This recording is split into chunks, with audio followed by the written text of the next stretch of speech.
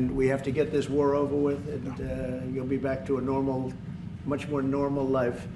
And maybe we're close. We're getting words that things are going okay in Russia, and it doesn't mean anything until we hear what the final outcome is. But they have very serious discussions going on right now with President Putin and others, and hopefully they all want to end this nightmare. It's a nightmare. It's a horrible thing when you look. I get pictures every week. They give me the pictures of the battlefield, which I almost don't want to see.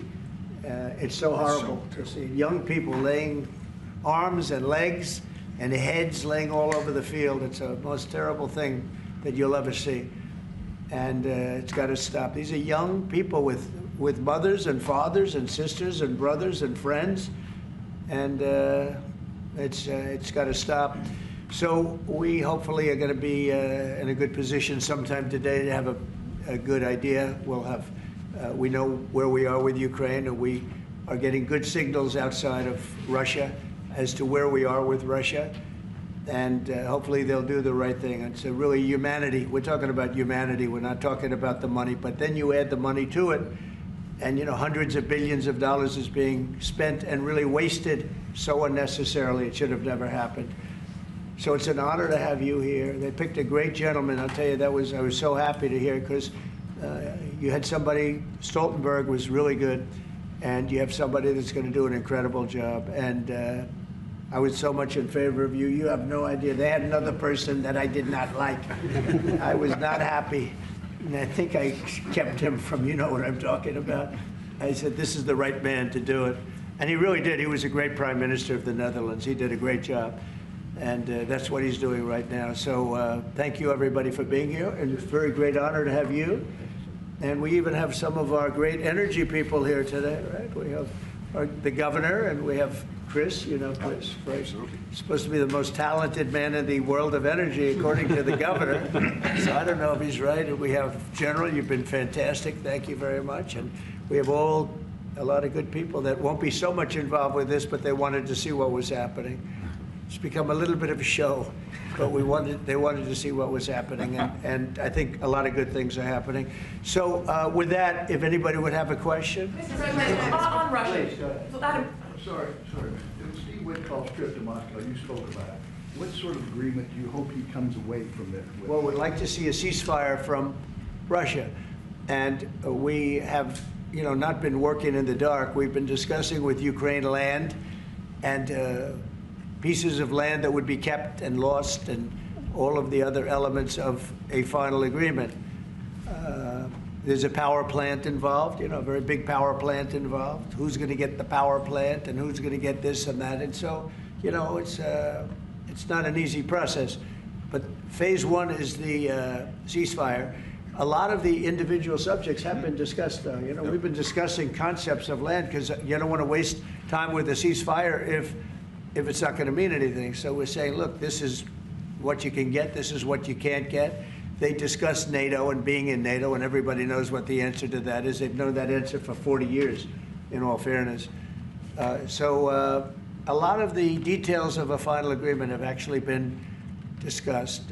Now we're going to see whether or not Russia's there, and if they're not, it'll be a very disappointing moment for the world. Yeah. Vladimir Putin just said he is open to a ceasefire, but he does still have some concerns. He suggested that you two should speak directly. Do you have plans to speak to him soon? If so, when? Are you confident you can get this across the table? Sure. He did say that today. It was a very promising statement, because other people are saying different things, and you don't know if they have anything to really, if they have any meaning, or I don't know. I think some of them were making statements. I don't think they have anything to do with it. No, he put out a very promising statement, but it wasn't complete.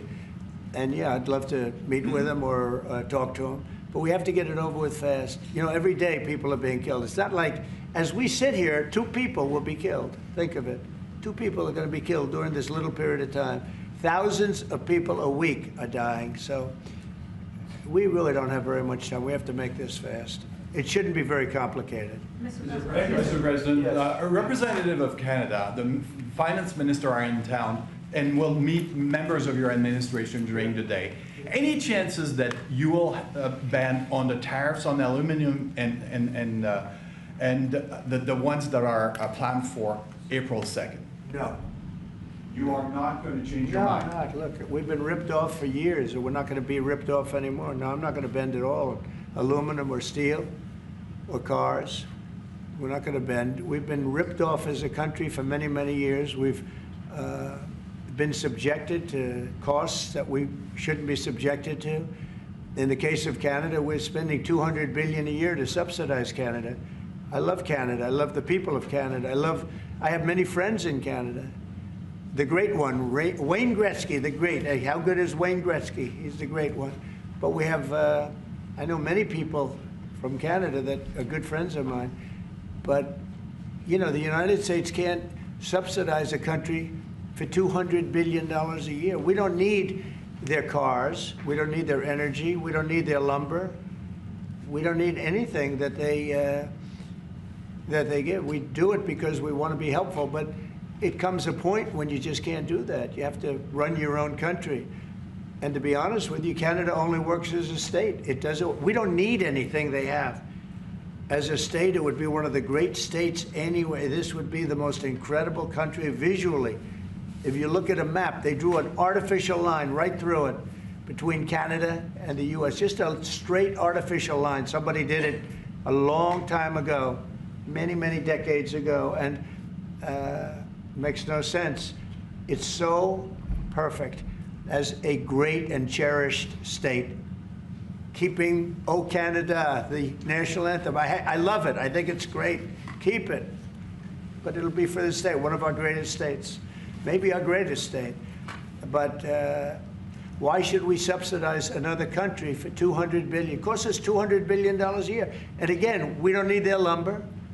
We don't need their energy. We have more than they do. We don't need anything. We don't need their cars. I'd much rather make the cars here. And there's not a thing that we need. Now, there'll be a little disruption, but it won't be very long.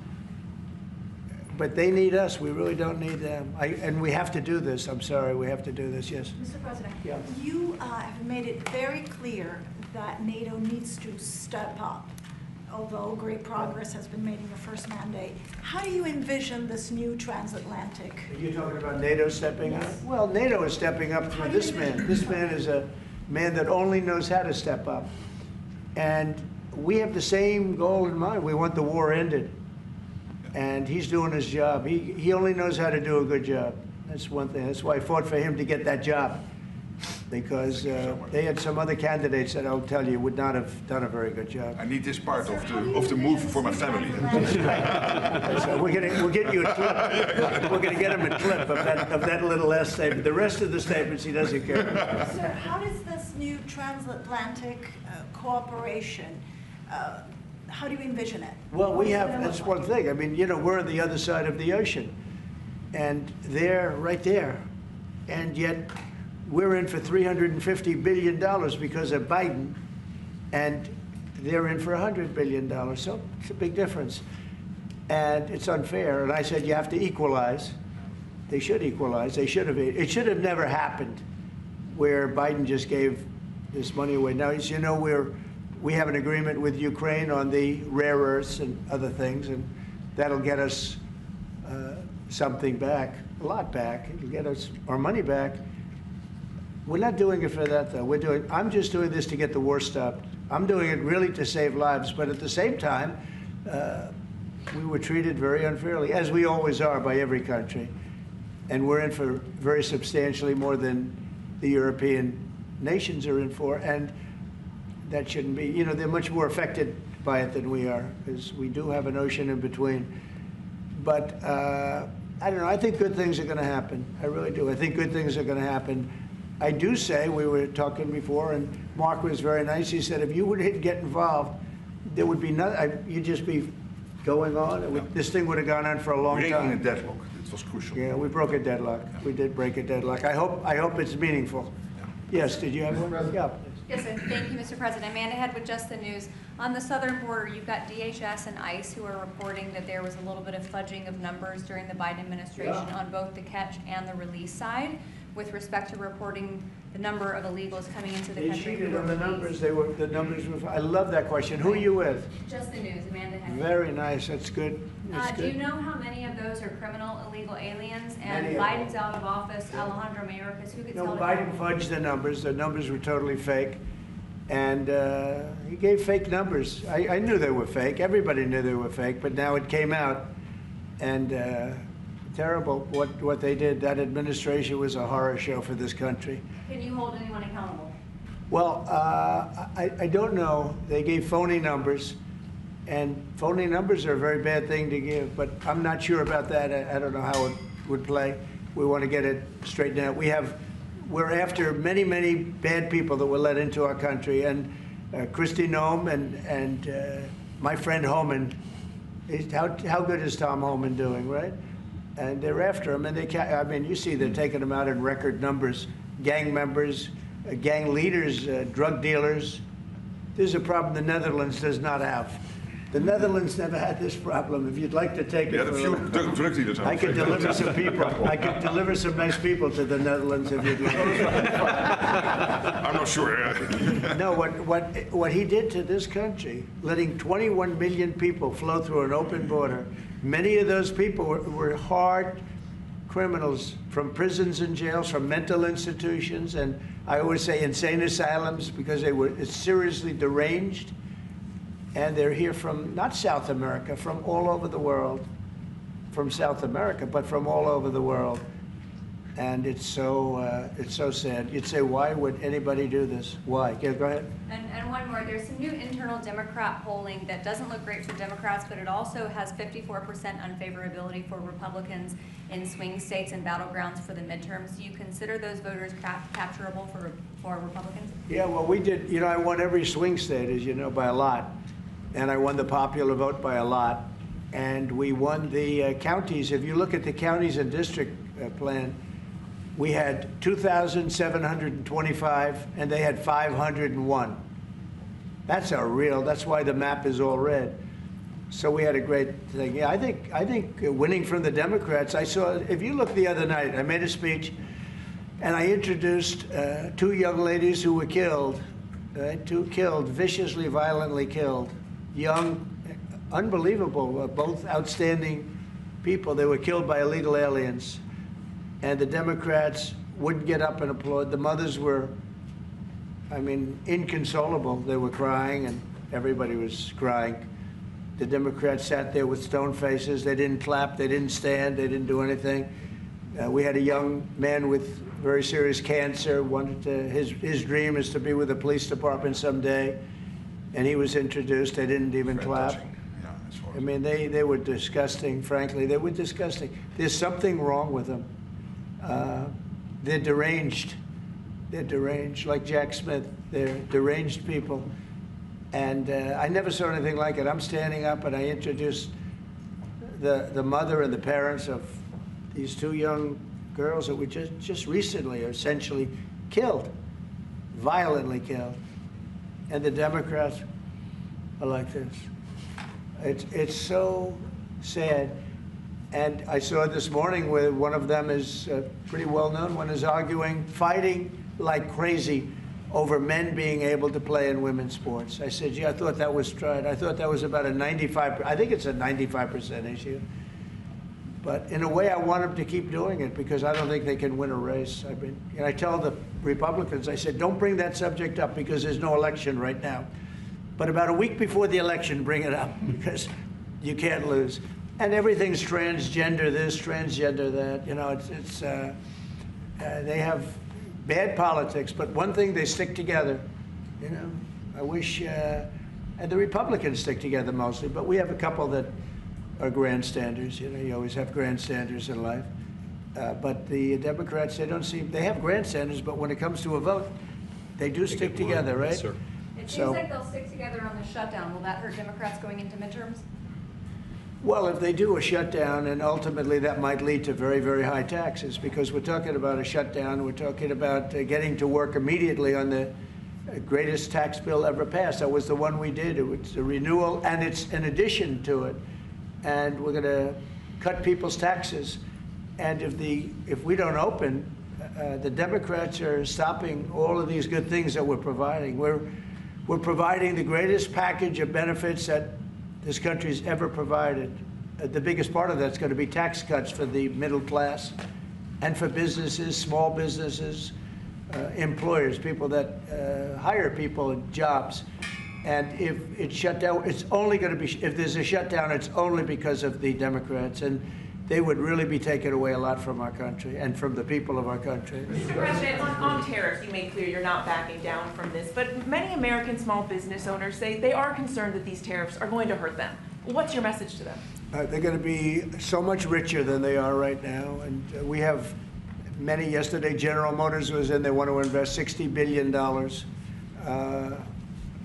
The people from Facebook were in yesterday. They're going to invest $60 billion by the end of the year.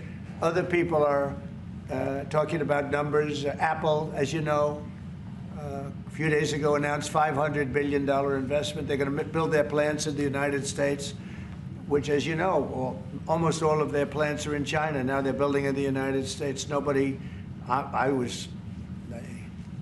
the reason is two things. Number one, the election, November 5th, and the other thing is tariffs. I think probably in that order. But Tim Cook came in and he announced 500, think of it, 500 billion, not million. 500 million's a lot when you think about it, right? But, well, I would have been happy with 500 million, but it's $500 billion investment by Apple in the United States. And that's because of the election result, and it's because of the tariffs and the tax incentives too, you know, tariffs and tax incentives. And I've never seen anything like it. We have plants going up now in Indiana. We have plants going up in Michigan. A lot of plants going to be planned from. I'm trying to steer them to Michigan because Michigan got so badly beaten by, you know, what happened with Europe. You know, if you look at Europe, take a look at the EU. We're not allowed to sell cars there. It's prohibitive because of their policies and also their non-monetary tariffs. They put obstacles in your way that you can do nothing about. But if you take a look at what happens, so we sell no cars to Europe. I mean, virtually no cars.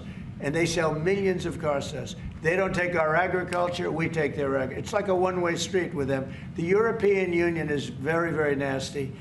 They sue our companies. Apple was forced to pay $16 billion on a case that, very much like my cases that I won. They shouldn't have been even cases, but we felt they had no case, and they ended up having an extremely favorable judge and decision. But they're suing Google, they're suing Facebook, they're suing all of these companies, and they're taking billions of dollars out of American companies, many more than the ones I just mentioned. And I guess they're using it to run Europe or something. I don't know what they're using it for, but they treat us very badly. China obviously treats us very badly.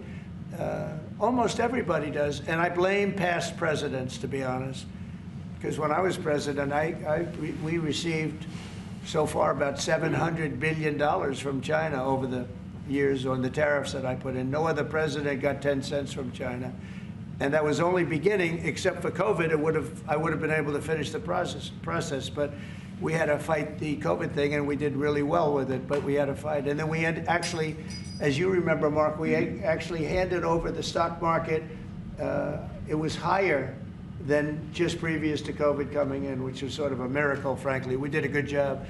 But the tariffs are very important. And I think the psychology, there's great spirit. When Mark came in, he said, congratulations, there's a whole new spirit, there's a whole new light over this country, and really over the world. Because you have somebody that, a whole group of people, really, because I talk about this whole group, that we know what we're doing, and a lot of great things are happening. But I've never seen investment like this. Trillions of dollars is being invested in the United States now that would have never, our country could have failed. Another 4 years of this, what happened in the last 4 years, our country would have been a crime-ridden mess. And I don't know if you noticed, little thing they call it, but it's not a little thing if you like eggs and you don't have a lot of money. Eggs have gone down 25% in the last couple of weeks. We inherited that problem, eggs. Groceries have gone down a little bit. Energy's gone down. Do you want to speak to that for a second, Governor? Would you just say a couple of words, you and Chris, about energy, what's happened? Well, happy to, but I think that Chris and I just came from CERAWeek, which is the largest conference in the world, so global leaders, people from the EU, officials from all the energy producing countries, all there, and all the global nationals, all the US.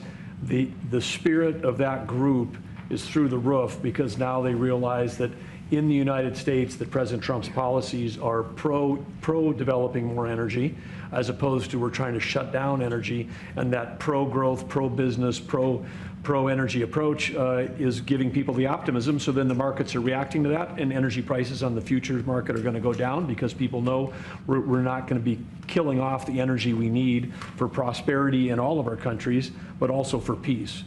Because people have used energy to fuel these wars that President Trump is working so hard to end. And we know that high energy prices were driving the inflation that he talked about.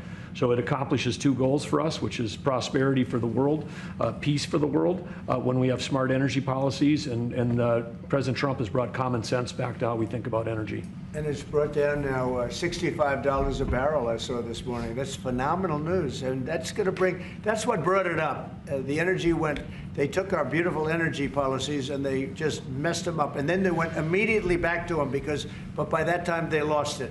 They lost that Bronco, as the expression goes. Chris, do you have something to say? Oh, I think Doug said it well, but you just can't overstate how important the return of common sense, the return of knowledge about energy and pro-American consumers, pro-investment in our country. I think globally that was welcomed. It means capital flows, it means more sobriety and lower energy prices, more economic opportunity for Americans.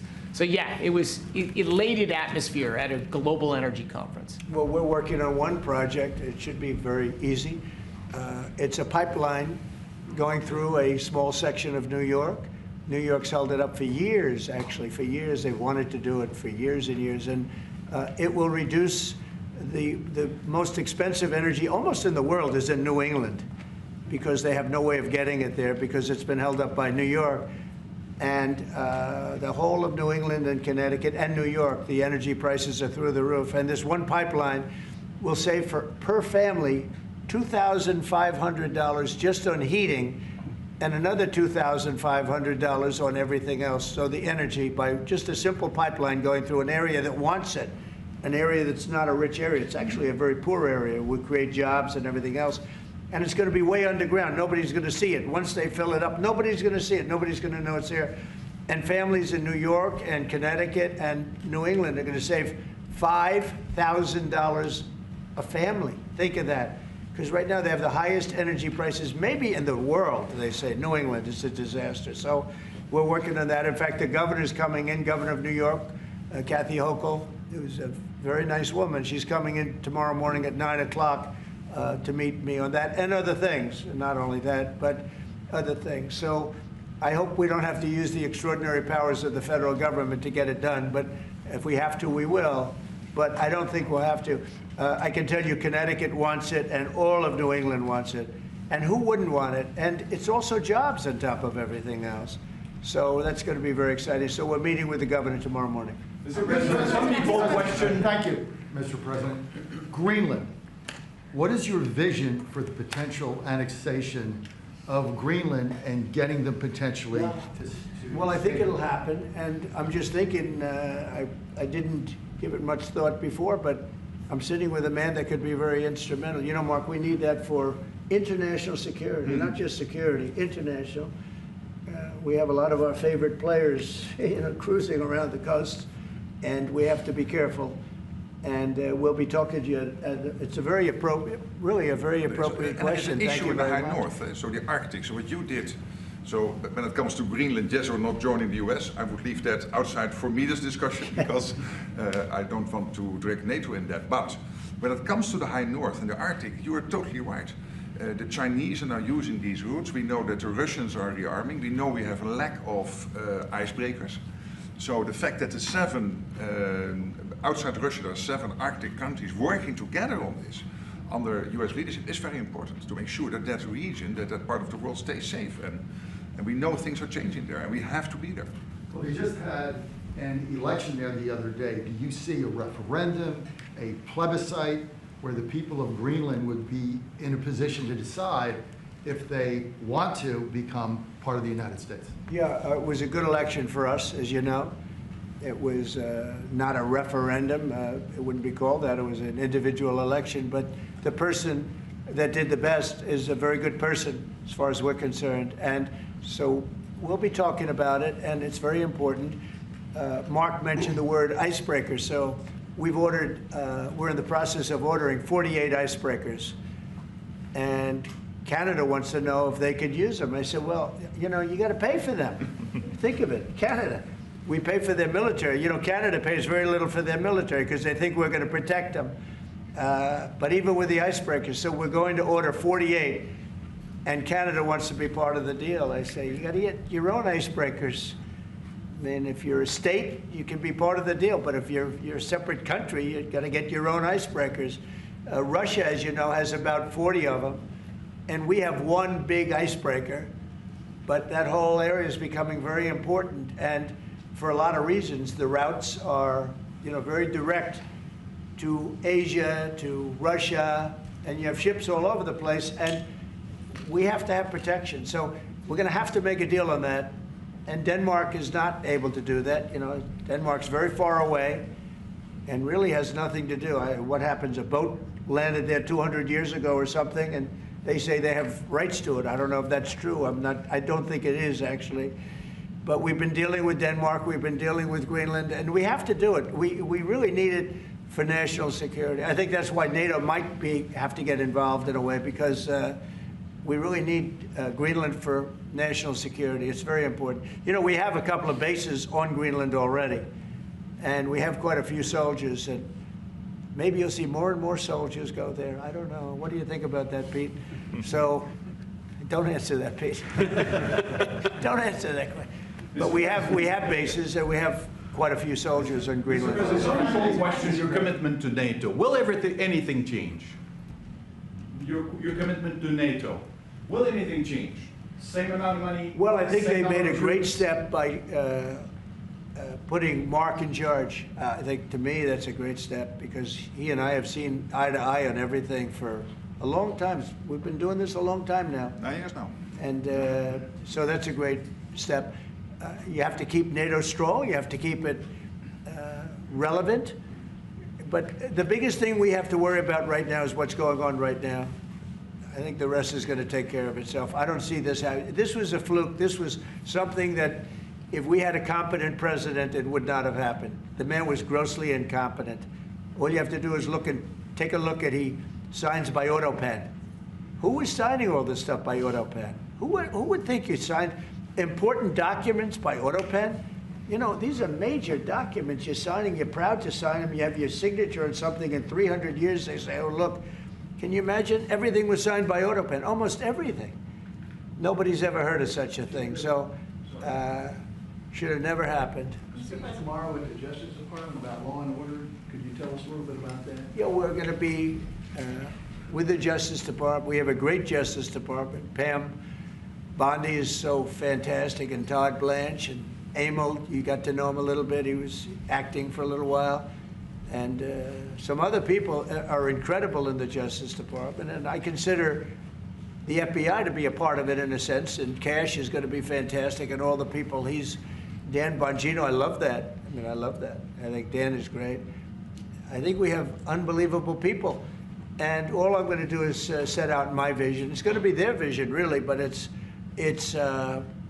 my ideas, and basically we don't want to have crime in the streets. We don't want to have people pushed into subways and killed, and then the person that did the pushing ends up in a 15-year trial and gets off scot-free. We want to have justice, and we want to have safety in our cities as well as our communities. And we'll be talking about immigration. We'll be talking about a lot of things, the complete gamut. So I look forward to that. That'll be tomorrow at the Justice Department. Mr. President, you're a man of peace. You said it several times, and you made it very clear. A man of peace dealing with belligerent people. Yeah. And I'm thinking, we saw how you handled Zelensky in this very own room. What is your leverage on Putin? Are you thinking sanctions? What if he refuses to? Well, I do have leverage, but I don't want to talk about leverage now, because right now we're talking to him, and based on the statements he made today, they were pretty positive, I think. So I don't want to talk about that. I hope Russia's going to make the deal too.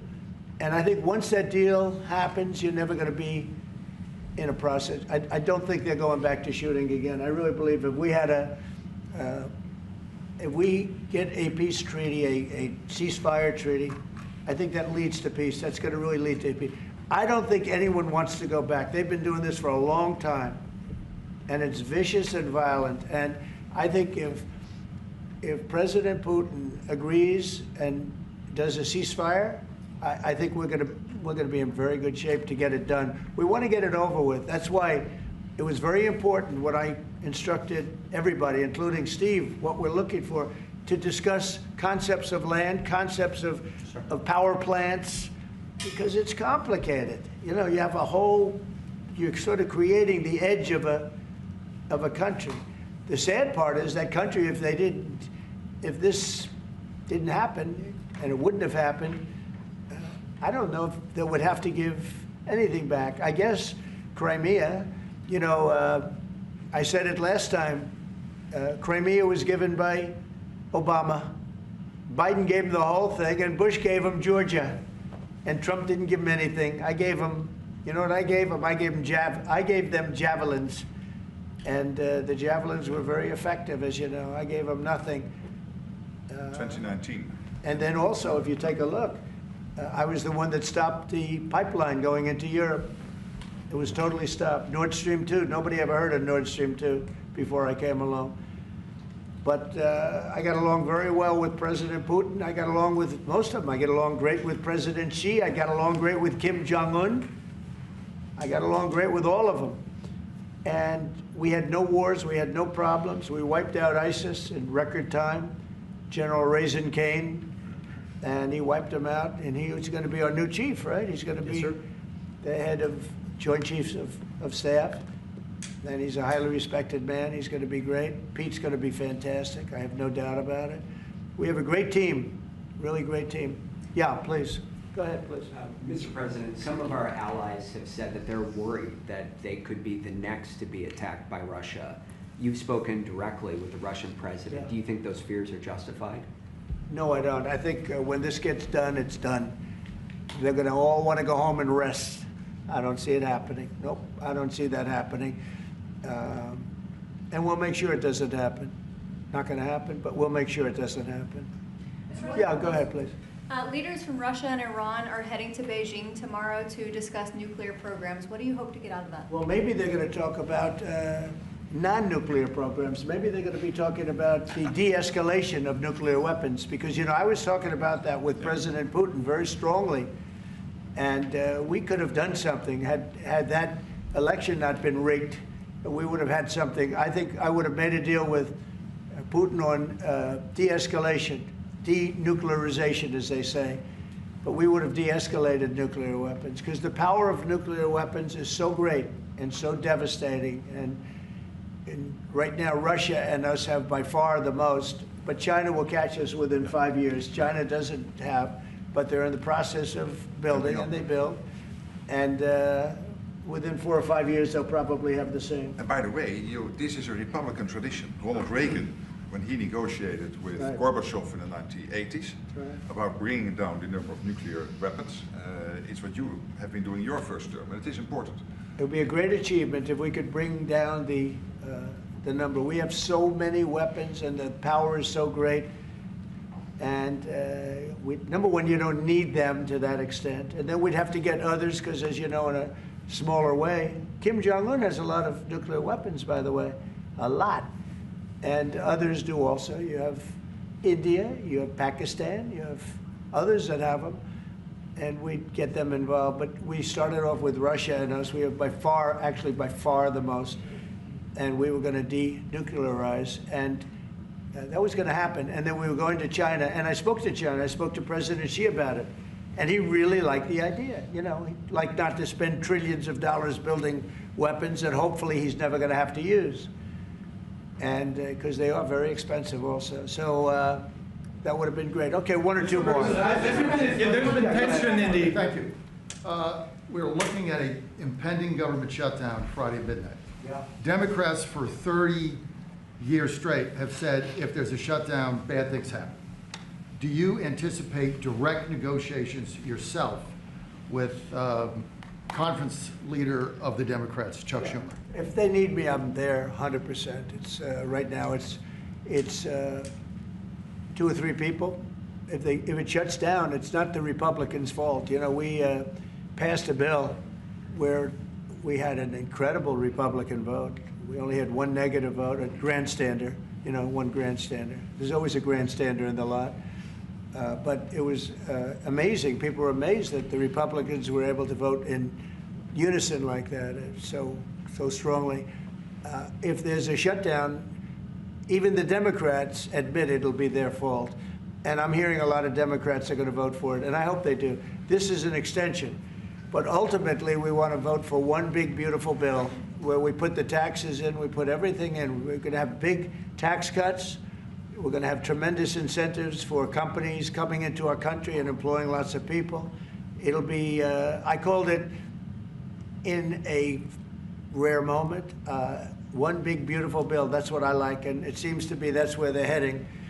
And we'll have to take care of something to do with Los Angeles. A place called Los Angeles almost burned to the ground. By the way, I broke into Los Angeles. Can you believe it? I had a break-in. I invaded Los Angeles, and we opened up the water, and the water is now flowing down. They have so much water, they don't know what to do. They were sending it out to the Pacific for environmental reasons. Okay, can you believe it? And in the meantime, they lost 25,000 houses. They lost, and nobody's ever seen anything like it. But we have the water. I'd love to show you a picture. You've seen the picture. The water is flowing through the half pipes. You know, we have the big half pipes that go down. 25 years ago, they used to have plenty of water, but they turned it off for environmental reasons. Well, I turned it on for environmental reasons and also fire reasons. But and I've been asking them to do that during my first term. I said, do it. I didn't think anything like could happen like this, but they didn't have enough water. Now the farmers are going to have water for their land, and the water is in there. But I actually had to break in. We broke in to do it because we had people that were afraid to give water. They were, in particular, they were trying to protect a certain little fish. And I said, how do you protect a fish if you don't have water? They didn't have any water, so they're protecting a fish. And that didn't work out too well, by the way. So they have a lot of water going down throughout California, all coming out from the Pacific Northwest, even some from Canada. Thank you, Canada, very much. I appreciate it. Next thing you know, they'll want to turn the water off. They want to charge us for the water. But it comes up from the Pacific Northwest, and it's a beautiful thing to see. I mean, it is brimming with water. Now, if they would have had that done, you wouldn't have had the damage because the fire would have been put out. The fire hydrants would have been loaded. The sprinklers in people's living rooms and bedrooms would have been loaded up with water. They had no water. The government makes them put sprinklers, and they had no water in the sprinklers because they had no water. So the water is flowing, and we're going to have to give a lot of money to Los Angeles to help them. And the Democrats are going to want to do that. So that's the one thing different. And frankly, I think that makes it a lot easier. But one of the big thing is we have the big, beautiful bill. We got to get that done. And that will put our country in a position like it's never been. It's a reduction of taxes. It's tremendous incentives for companies to come from all over the world into our country. It's great environmentally. But it's not this environmental scam that we went through, that we all went through. It provides for everything. It's a big, beautiful bill, and I hope we can get it approved, and that'll be next. But in the meantime, we have the continuing resolution, and the Republicans have approved it, and now the Democrats have to approve it, and I hope they will. And I think a lot of them, I can tell you, they want to. I've spoken to some of them. They really want to. Their leadership may not want them to. And if it closes, it's purely on the Democrats. One more? On Korea, sir, we've seen tension increasing in the peninsula. You've talked about Kim Jong-un. Do you have any plans of re-establishing the relationship you had during the first mandate? Well, I would. I had a great relationship with Kim Jong-un, North Korea. if I wasn't elected, if Hillary got in, you would have had a nuclear war with North Korea. He expected it. He expected it. And they said, oh, thousands of people. No, millions of people would have been killed. But I got in. We went to Singapore, we met. We went to Vietnam, we met. We got along really good. We had a very good relationship, and we still do. We still do. You don't have that threat that you had. I mean, look, when I was running the first time, it looked like there was going to be a war with North Korea. You know that better than Tensions were high. Yeah, and everybody it started was startled that you invited him for talks. Right. But you did. It started off very rough, and he wouldn't meet with Obama, wouldn't take his calls. I said, how many times did you call? They called a lot. He wouldn't take their call. He told me I wouldn't take his call. But with me, it did start off rough, if you remember. Very rough, actually, very nasty. There was a Singapore. And yeah, but then, no, before that, then it stopped. The rhetoric was extremely tough. It was. You had it was a little speech bit in the UN, I remember. Yeah, that's right. It was a little bit dangerous. And then we met. They asked for a meeting, and then we met. And the meeting caused the Olympics, which was in South Korea, to become a tremendous success. Nobody was buying tickets for the Olympics because they didn't want to be nuked. And I met, and not only did the Olympics become successful, but North Korea participated in the Olympics. His sister visited. It was an amazing thing. And that was something that was an achievement of the Trump administration, great achievement. And so I have a great relationship with Kim Jong-un. And we'll see what happens, but certainly he's a nuclear power. Okay? Thank you very much, everybody. Thank you. Thank you very much. Thank you very much. It is now really official that you spent more time as the minister your predecessor. It's really now. Well, I would say you passed the threshold. I think just now. Just now, I think. Just now I spent more time with the president. 4 years. Well, they'd ask a question, and you'd have 5 guys come and grab them and hold on. If they ever did that,